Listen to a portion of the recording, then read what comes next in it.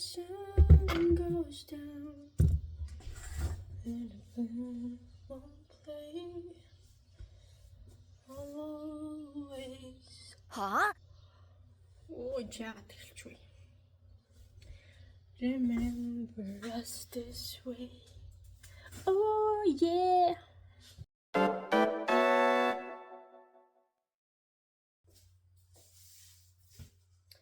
Сайн уу?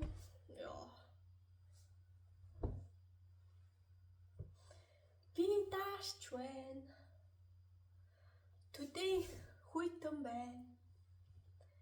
Today би носон ийм санцтай. Ийм хүнжлөө нөмрөөд сууж байна. Нааш энэ ч юу гэдэг лээ. Чи хоньны носон бишээ. Нэг ч удаа хоньны носон эсгий тавчтай 2 давхар өмстэй сууж ин да.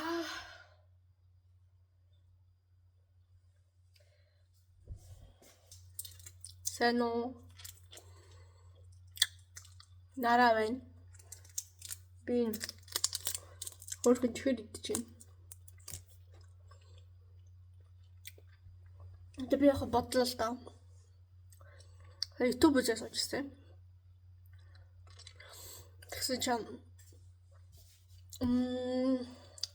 маань нэг багшийн гэрийн даалгаварт үжсэн өмчлөг гарч ирээд. Тэрийг дахиад үзлээ л дээ.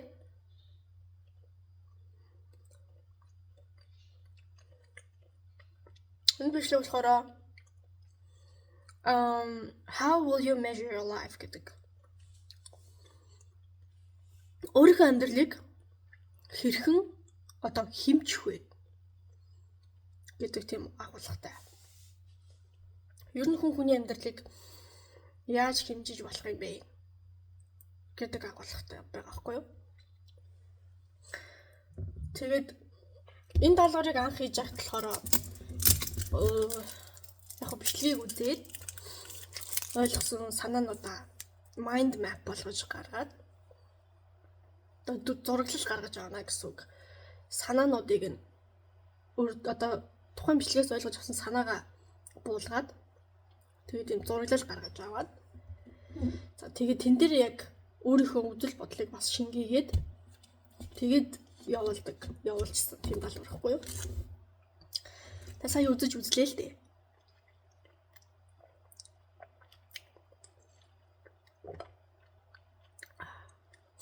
Чихрийн хэрэглээ өнөөдөр жоох ихтэй дээ нүггүй юу?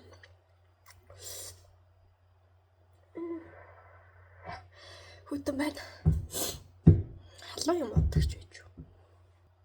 Тэгээд сая бодлоо. Тэг ер нь яг яаж хүний амьдралыг нэрийг хэмжиж болох юм бэ гэж. Яаж хэмждэг юм? Тэгээд бичлэгийн маа санаа болохоор би яг энэ thumbnail-ийн тэгээд link-ийн description дээр үлдээчи. Та нар бас үзэж болох байх. Тэг ер нь хүний амьдралыг яаж хэмжих юм бэ? Хэмжих түүн нь юу юм бэ гэд. Хэрвээ хүний амьдралыг за хүснийхэн дараа гэж бодъё л да. Хүснийхэн дараа хин нэгний амьдралыг ямар үнд сэнтэй байсан юм бэ гэдгийг тодорхойлох гээд тэгэнгүүт юугаар нь тодорхойлох юм бэ гэдэг асуудал ихлэ гарч ирж байгаа юм. За энэ хүний амьдралыг яг юун дээр хэмжиж бид нар дүгнэх ёстой юм бэ? Юунд нь үнд цэнийг нь өгөх ёстой юм бэ гэдэг нэг тийм концепц нь тийм байгаа байхгүй юу? Хэрвээ бид нар нийгэмд эзэлдэг байр суурь, эрхэлдэг ажил хөдөлмөр, хөрөнгө мөнгөний хэмжээгээр амьдралаа хэмжих юм бол тэгэж болох юм уу? Болохгүй мүү гэдэг асуудал гарч ирж байгаа. Тэгээ тэр хүний дэвшүүлж байгаа санаа нь болохоор хэрвээ нийгэмд эзлэх байр суурьаараа бид нар бие биенийхээ амьдралыг, өөрсдийнхөө амьдралыг үнэлж дүгнэж хэмждэг байсан бол хэнийх нь илүү үнд цэнтэй болж дуусах юм бэ? Та ямар нэгэн дарга хийдэг бай, тийм үү? Том байгууллагын дарга, амар мөнгөтэй, баян, мундаг. Таны амьдралыг өөр хэнийгнийхээс илүү үнд цэнтэй шүү дээ гэж хэлж тэгвэл болох уу, болохгүй юу гэдэг асуудал гарч ирж байгаа юм. Ёс зүйн үед. Тэгээд заах уу гэж бодож байхгүй. Миний зүгээр ингээд ёс суртахууны хувьд, ёс зүйн хувьд болохоор хүний амьдралыг тэгж дүгнжүүлэхгүй гэж бодоод байгаа байхгүй юу? Юу гэж нийгэмд эзэлж байгаа байр суурьаар нь эрхэлж байгаа ажил хөдөлмөр авдаг цалингаар нь хүний амьдралыг дүгнжүүлэх юм байна тийм ээ. За түрүүний хэлсэн гоё дарга захирал хийдэг хүн бай. Тэгвэл энэ ч бас нэг өөр хүн байгаа. Доод албан тушаалтан. Тийм үү? Ямар ч ажил тэр хүн хийдэг байж болно шүү дээ. Цэвэрлэгч хийдэг байж болно, офисын ажилтан байж болно, харуул байж болно, сантехникч, цахилгааны ажилтан хийж байж болно. Зүр танаас доогуур цалин авдаг байр суурьны хувьд сонсохоор цаасан дээр доогуур албан тушаал эрхэлдэг. Та бол удирдах албан тушаал. Би бол гүйцэтгэх албан тушаалтай. Таны амьдралыг минийхээс илүү үнцэнтэй, илүү чухал байсан гэж хэлж болох юм уу? Гэдэг асуудал гараад ирж байгаа.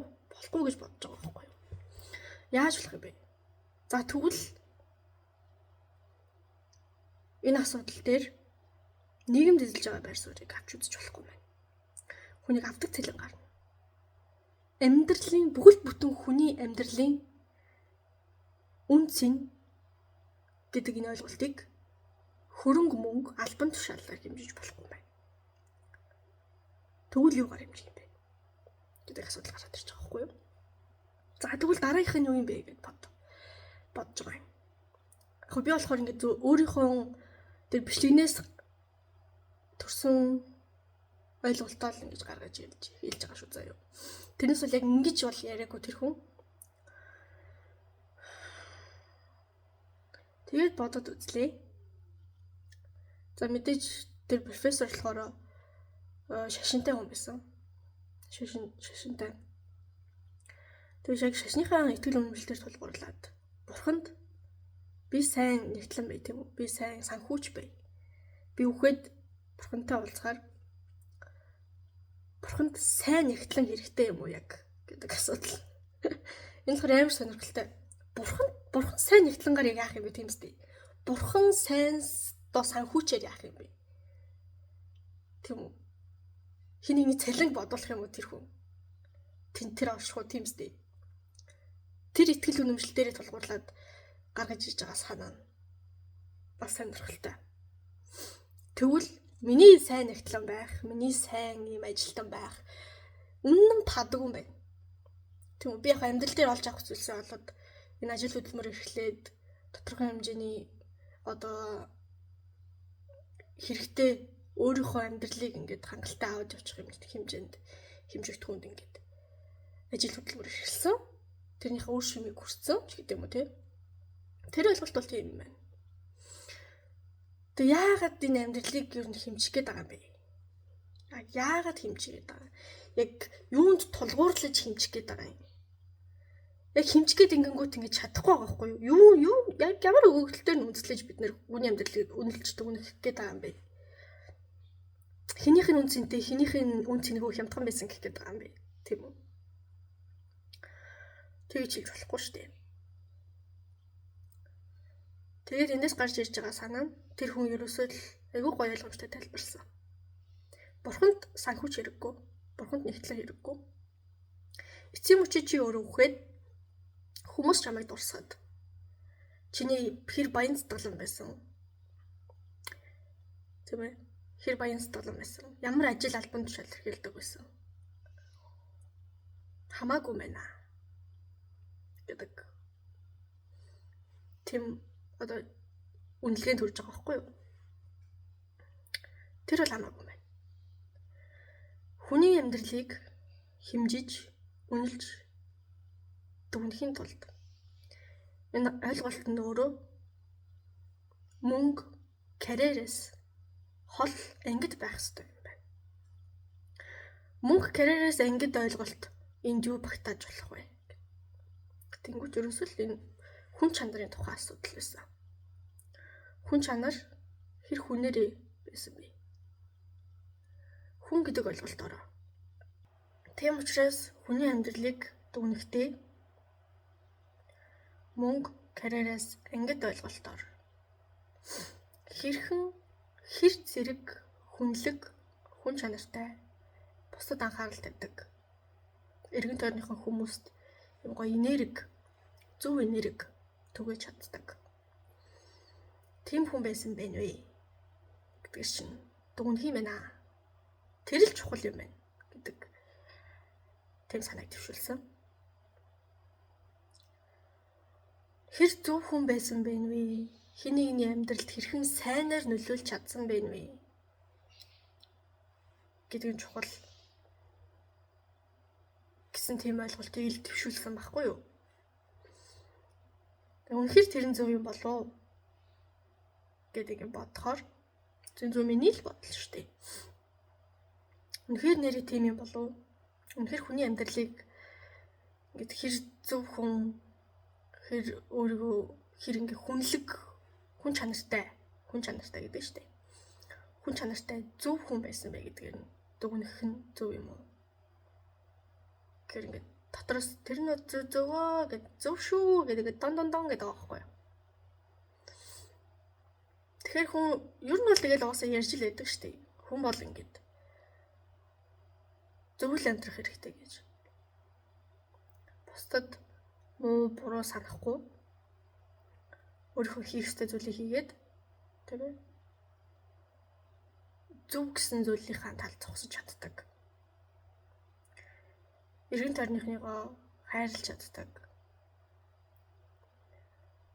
Тийм байх ёстой юм байна гэдэг юм бодол. Тэрүүгээр л хүний амьдралыг юу хэмжих юм байна гэсэн бодол.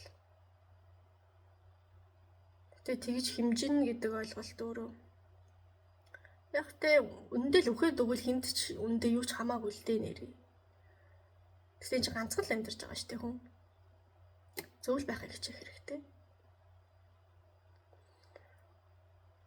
Тэгээд би ч гэсэн боддог байсан. Оюутан байхдаа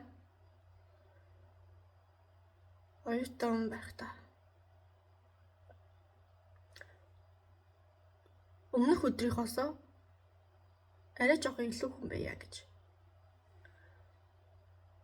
тэгэж боддог байсан. Яг чадахгүй байна. Өмнөх өдрийнхоосоо дорцчих уу байна ааш муутай.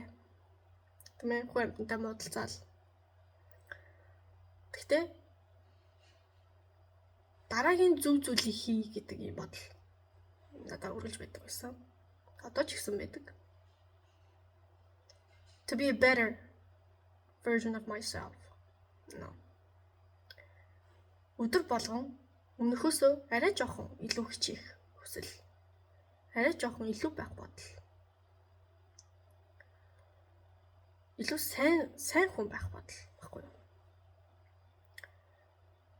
Одоо дараагийн зөв зүйлийг хийх. Тэрэн дээр л амар их тэрэнд хүч өгч юу нь бол ингээ хэцүү үедээ ингээ сэрдэг байсан. Одоо ч гэсэн тэгдэг. Өчигдрөөс жоохон илүү. Өчигдөр шантарсан. Өнөөдөр жоохон хичээх гэдэг юм бодол. Одоо ч гэсэн тэгдэг. Тэнийг болохоор яг нэг англиар боддог байхгүй юу? Бодол нь do the next right thing. Дараагийн зөв зүйлийг хий. To be a better version of myself. Арай илүү дээр хөлбраараа бай. Гэсэн жоохон хичээх, жоохон хүнлэг энэрэнгүй байх. Хувь хүнийхээ хувьд арай илүү жоохон л үнэндээ нэр шалахгүй л ахиц дэвшил өдөр болгон гаргаж ивэл боллоо. Тэр бол хичээл зүтгэл. Тэр бол ахиц дэвшил юм аа. Миний хувьд, зөвхөн миний хувьд. Миний бодол үндэ хинт чаабаагүй заяа. Эндээс авах юм аваад авахгүй юм авахгүй. Илүү байх өчигдрөөсөө сүрхий байх үндэ хинтж бадгүй. Би нэг амар мундаг юм яриаг байхгүй гол нь зүгээр юм жоохон л юм дээр.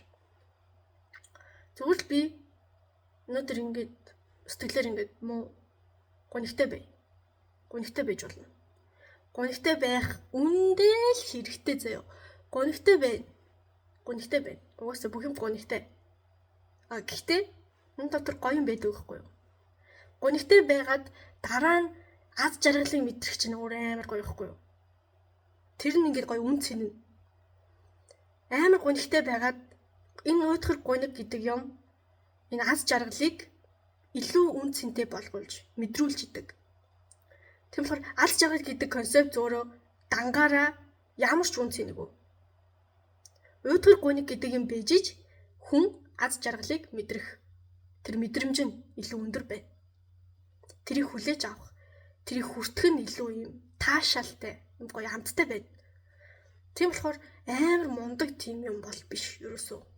Зүгээр л би өчигдөр жоохон яа байсан. Okay, I'll try tomorrow. Тэг өнөөдөр амар жоохон яа байшлаа. Маргааш жоохон хичээе. Гэдэг юм зүгээр л юм шалахгүй бодол. Би өчигдөр яахтай найстай жоохон ууралцсан байсан бол өнөөдөр уушлахгүй л гэсэн юм бодлохгүй юу. Тэр өөртөө юм сүрхий юм биш. Тийм болохоор миний хувьд хэрхэн хүний амьдралыг үнэлж цэгнээд байгаа юм бэ гэдэг энэ асуудал дээр тэр үн цэнээр тодорхойлох нь. За яг би нэг үнэлж дүгнээд үндэ шалахгүй. Би бол хүний амьдралыг үнэлж дүгнэх хүн биш л дээ. Зүгээр юм философийн дотоод бодлороо би бол ингээд окей, энэ хүнийг сайн хүн байсан байна. Энэ хүнийг муу хүн байсан байна. Энэ хүний амьдралыг үн цэнтэй байсан байна уугүй юу гэдгийг бусдад хэрхэн ханддаг байсан бэ? Тэр хандлагаар нь үнэлж болох юм байна гэдэг юм бодол надад төрж байгаа. Сайхан ярьчлаа. Өнөөдөр нэг ганц алюминий шүүс уусан даач биш.